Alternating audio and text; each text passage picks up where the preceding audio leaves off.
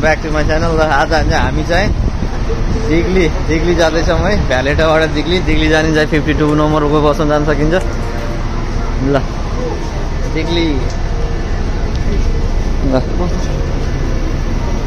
घुम्न आएको हो, तर यो दिग्ली अब ठ्याक्क हामी 15 मिनटको हिँडाएपछि हामी फाइनल्ली आफ्नो डेस्टिनेसनमा पुग्न सक्छौँ। ल यहाँको भ्यू देखाउँछु है, ल यहाँको भ्यू हेर्नु।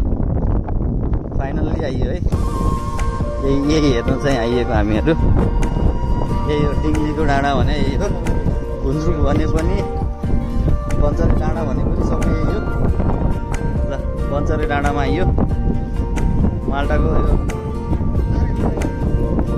तारे भिर्थे। ल एकजनाको तपाईँलाई चाहिँ कुन भिडियो हो यो? बन्चरे डाँडा तपाईँको चाहिँ गाजु उता चाहिँ उजाल्नु